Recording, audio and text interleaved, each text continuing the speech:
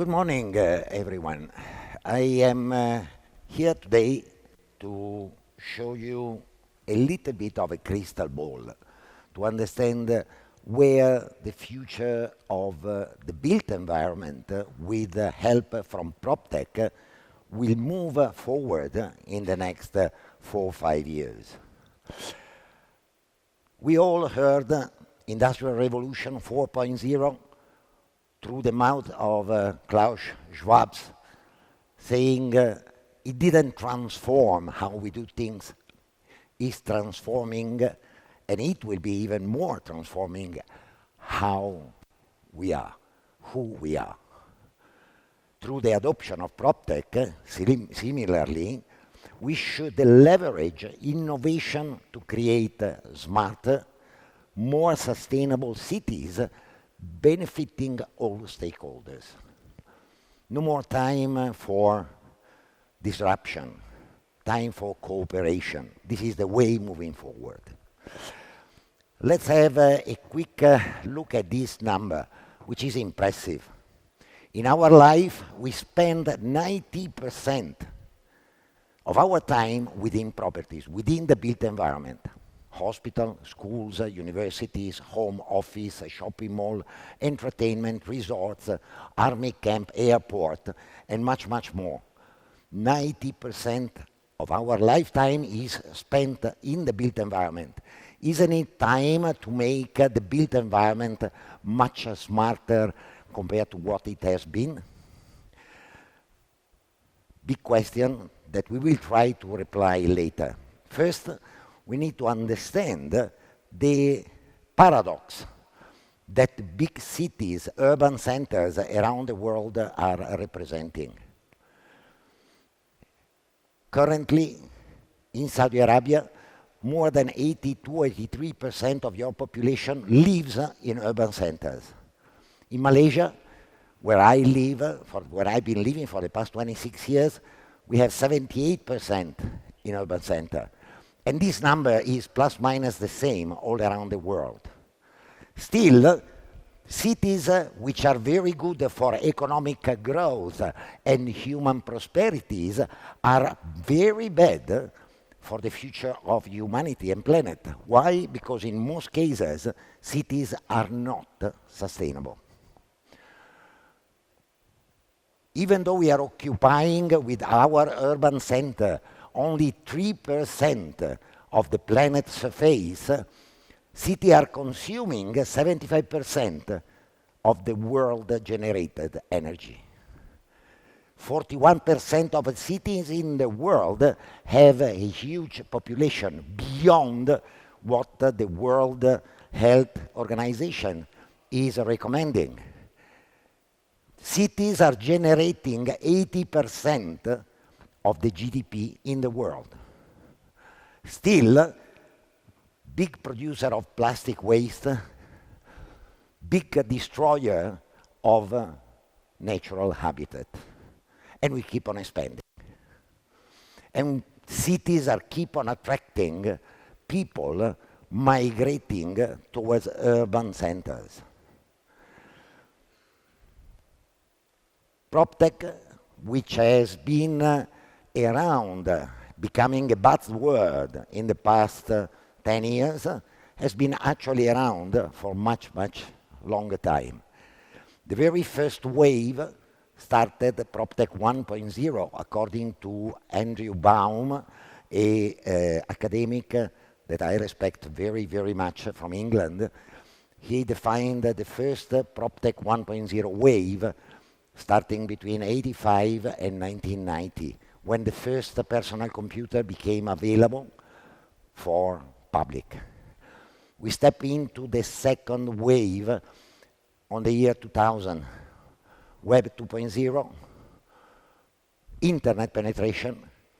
At that time, the first PHP website made their appearance on the wave of the PHP websites. Online portal for properties came up all around the world. In Asia, we have been seeing a wide development of huge online portals for properties. We have now We have been just going through PropTech 3.0, triggered by mobile devices, Wi-Fi, cloud hosting, apps, hosting or cloud computing even, allowing general public to leverage on technology to start dealing with properties. 2012 in the Western world, 2016, starting from 2016 in Southeast Asia and Asia Pacific, PropTech started bringing solutions to all stakeholders in the built environment. City planners, property developer, construction companies, consultants such as architect, QS, CNS, and much more, property manager, property valuers, property agents, all of them have been started using apps and technologies from PropTech. Where are we now? PropTech 4.0. And the point here is PropTech 4.0 will turn around the mindset, the wave that has been the driver not only for PropTech, but in general for all technologies. PropTech covers everything. It's not only transaction. It's not only management. PropTech has 4 verticals covering different stages of the lifetime of the built environment. The planning vertical, where data are analyzed to predict demand. Geo solutions are providing 3D representation of areas, understanding where and how infrastructure, public transportation should be designed. Data are analyzed to understand the best materials, low carbon emission for building, and much more. Transaction, where all the purchase, sales, rental, leasing of building of assets happens. And now the longest one, covering the entire lifespan of a building, managing, which is a 360 degrees management, far away from the typical manual management of properties, which simply covers the cleanup, the security, and a general maintenance. This managed vertical is the most populated all around the world. Future of PropTech. Where are we going? What has been happening in the technology world of the built environment till now? Isn't it the password in general for all technology has always been, I want to disrupt. Disrupting is a dystopian mindset. I generate chaos, and from the chaos, I pull out what is rescuable, and I recycle it to make it the future. Bitcoin came up as the disruptive force towards normally used currencies. Point is, ladies and gentlemen, to me, it's no more time of disrupting. It's time to innovate, not through disruption, but through a collaborative effort between all stakeholders. You know what is one of the main reason of a failure of a startup? The fact that startups are started up by tech people. They know perfectly how to code. They know perfectly how to streamline a process, but they don't know anything about property. They don't know anything about finance, about education, about healthcare. I'm talking about all the different verticals of the technological world. Tech startups are disruptive. End it. Let's move toward a collaborative innovation. This is the future, where all stakeholders, starting from the end user, be it a property developer, be it a government agency or a government ministry, be it a construction company, should sit together to discuss and derive the best possible solution based on actual need. Disrupting is not the way. We should be looking into beneficial solutions rooted in a collective wisdom. Steve Jobs, Apple, very famous speech he gave during a town hall of Apple, came up saying, don't go around and sell iPhone or iPod as a 15 or 30 gigabyte memory device. Tell people you can bring around 10,000 hours of music. Sell the benefit. Don't sell the tech specifications. This is what most startuppers are missing out. And unfortunately, the market alone cannot see, being too much still brick and mortar mindset, being too much, I need to look at my cost, I need to look at, I trust my people, I trust my team, I want to move forward in the classic and traditional manner. Or, even worse, I want to develop my own solution, which, unfortunately, 95% of times results into a failure. Why? Because developing a solution, what I've been just saying, major reason of a failure of startup, tech without subject matter expertise. Same, I cannot have only subject matter expertise without tech applied to it. And having tech expertise is expensive. And even worse, is based only on your limited view, on your issues, on your challenges, not on a wide global view. PropTech is a global movement. It's not a local movement.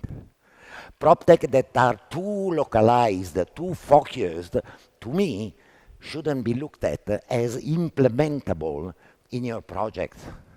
You should look for those PropTech that are willing to step out from their comfort zone, their country, and move around the world and promote their solution throughout all markets, because in this way you will have a complete solution for you. Sustainability. How many of us do not hear the word be sustainable at least 15 times every day? Is annoying, but it's true. And sustainability is based on long-term gains, not short-term chaos. Again, I repeat, do not go for disruption. Let's not look any longer to disruption, but let's look into what the future of the built environment needs. In Malaysia, our association, of which I'm proudly president, have been always interacting very, very closely with all the different ecosystem around it. From fintech, how can we talk about PropTech without the financial side? Money is what generates and what is generated from built environment. Why property developers are keep on constructing? Why main cons are keep on competing to take over the biggest project available? Because of money. So fintech must be there. There must be sustainability. There must be the concept of a circular economy. Recycle, reuse as much as possible. Buildings are the biggest producer of carbon worldwide. Why we cannot think about how to transform a building in low or even zero carbon footprint places? Contech, which is a branch of PropTech, is part of our ecosystem. And of course, The future of PropTech, smart cities. We all heard about smart city. That is going to be the biggest challenge that everyone in this room will face, and not only, everyone in the built environment globally is and will face more and more in future. Why? Because of smart cities are something that should be designed and thought since the first step. And now what we have old, dumb cities all around the world. And we need to retrofit them. How?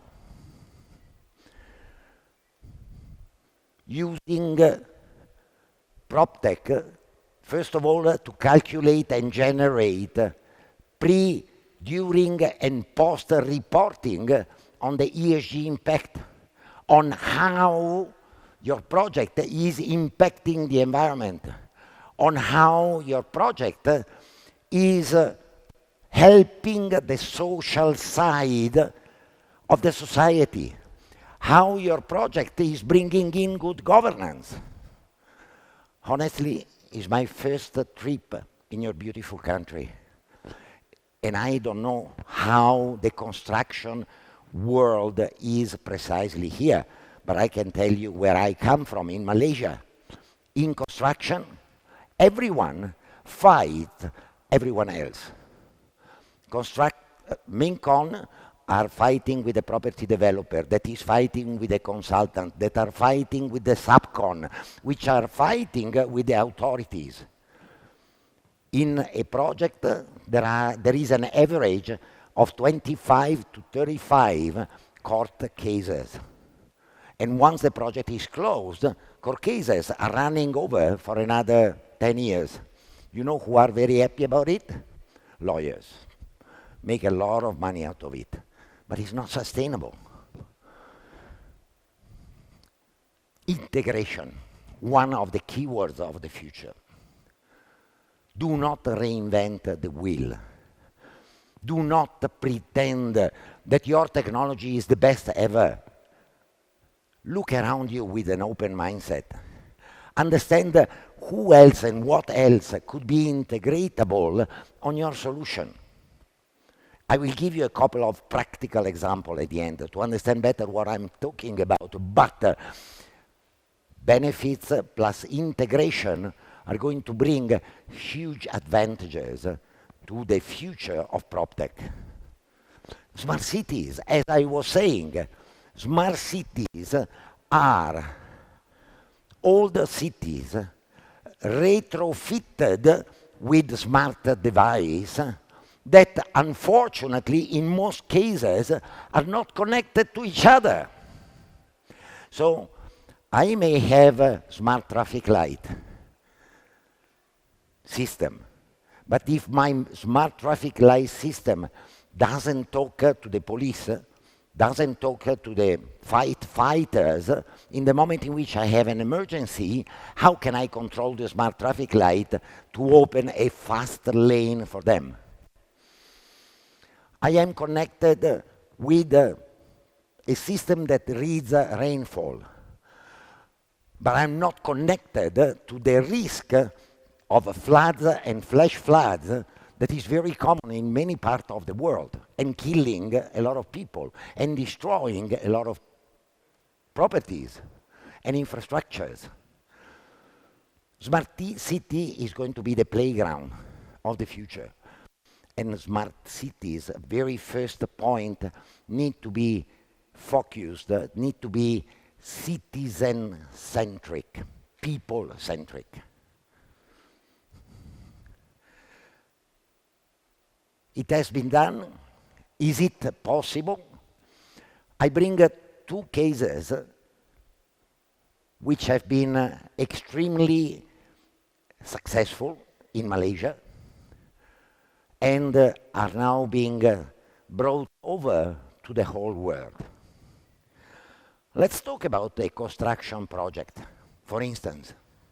A construction project starts from the planning stage, feasibility study, first design, definitive design, calculation of the cost, preparation of the drawing, request and application for permit, preparation of the bill of quantities, cost of the project, preparation of tender document, choice of vendors, management of vendors and tender, contract, post-contract, project management, delivery of the property constructed to the client, to the asset owner, to the shopping mall owner, to the office tower owner. Now, in this moment, all these steps have been separated in micro silos, not communicating to each other. I prepare my first set of drawing. I need to download the soft copy of my AutoCAD BIM, do all my calculation, add in the data in my BQ. I need to choose my vendors based on what? Friendship, special favor, efficiency, costing. The one that costs the less is the best. Doesn't work that way. Adjudication of the tender. 50% of the time, unfortunately, is still done with very bad governance. Special favor below the tables. Contract. Management of the project. Weather in equatorial countries is a nightmare. In Malaysia, out of 360 days in 1 year, we have 50% of the days with rain. Can you imagine the disruption that rain brings to the construction? Very often, a construction site needs to be closed for 1 week, 2 weeks, 3 weeks. Cannot be considered, cannot be forecasted. And what about project management, during which contractors are trying to build over variation orders from the original tender, which are an exceptional document to be negotiated on a one-to-one basis with the GM of the project. And the developer in Malaysia at the end finds himself with 120 million building cost becoming 140 million unexpectedly. And what about the delivery and the check on the quality of the building? And what about the management company that takes over the building after it has been delivered? When we buy an appliance, isn't it we receive an instruction manual? Where is the instruction manual of the building? Which will allow the property management company to know where I can hold a wall, that knows where the cables are running through, as it has built, not as it was designed. Now, with this solution, fully integrating 5 different and totally separated solutions through an integration manager, we are providing an A to Z solution to the construction, to the property developers, to the government, to the employer that are building an office tower, for instance. And the best is, when the tower is completed, a full instruction manual under the form of a as it has built BIM will be delivered to the property management company. Another very good example, affordable housing. I don't know if we realize that affordable homes is one of the most dramatic challenges that the world is facing. 400 million families around the world do not have a place that they can call home. Malaysian PropTech Association members, about 14 of them, have been working together to put a super platform called Anybody at Home, which is now under testing by the government of the state of Sarawak, and is waitlisted in at least another 15 countries. This has happened only through a huge cooperation and integration. I am better than you. Who says so? I need to learn what you know. You need to listen to what I know. And we need to cooperate to bring in A to Z complete solutions to the built environment stakeholders. And the stakeholders of the environment should be involved in this process since day one. Again, without any longer any form of disruption. This is the ecosystem that anybody at home has been creating.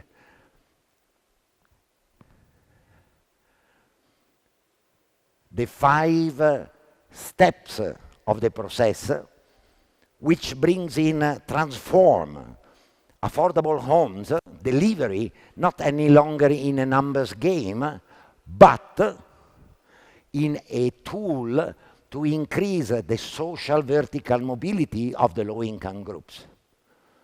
No more poverty. Without taking away any money from the rich. That is the most important part. But teaching to the low-income group members how to make more money, how to change their mindset in a constructive manner. This is the end of my presentation, and I hope it could be the beginning of a new and totally different collaborative future for PropTech. And of course, I'm very open for any Q&A, if any there is from the public. Thank you. You can connect with me through WhatsApp or LinkedIn, scan these 2 codes. Very, very open and happy to be connected with anyone in the public.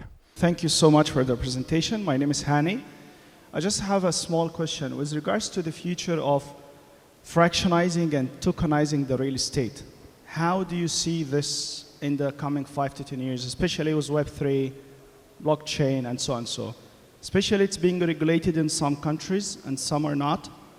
So I want to see how do you see this in the next 5 to 10 years? Yeah. Thank you. Very welcome, and thank you for the question. Tokenization, fractionalization of property. Everyone can be a millionaire, even with $10 per time. You asked me, tokenization of property could be a very interesting study to be conducted to resolve partially social housing issues. In terms of fractionalizing properties for investment, before we can go into that, we need to regulate something that unfortunately is deregulated, blockchain. Blockchain is a fantastic tool which allows the possibly best governance in handling of information, asset, money, cryptocurrencies, and so on. Valuable information. It's like a series of boxes. I put something in one box, I seal the box, someone else go open the box and does something to my document. Everyone will know what happened in that precise moment and who did it. Perfect governance. But unfortunately, when we talk about this refer to properties, we must link the movement, the loading of a physical asset into blockchain, which is not covered from laws in any country of the world. You can place the building under a trust, no doubt. Allow me to ask, how much can we trust a trust? There have been histories not so nice in the past. So yes, it's definitely one of the technology that is under experimentation in many countries around the world. In Southeast Asia, there has been a big hoo-ha for the past few years, a bit what happened with Metaverse.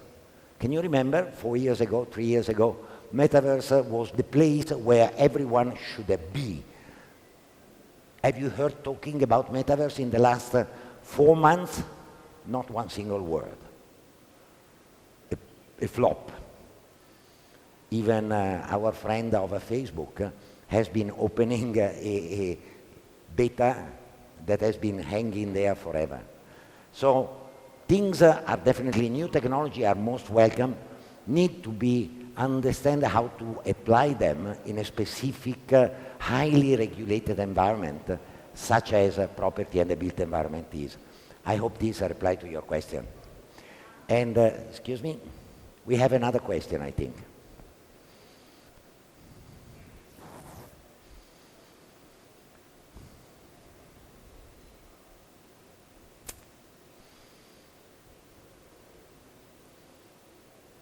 One? Yes, okay, here we go. Thank you for the nice presentation. I really, of the history of PropTech and all the other things. The only thing what I was missing is digital twins. I didn't see any presentation about digital twins we using for existing assets. Absolutely. Most of the time people speaking about new assets that will construct in the future or something, but 95% of the assets are already there. So, and what do you think about the digital twins and for physical assets? Thank you. Absolutely. Digital twin is a part of the smart infrastructure of future smart cities.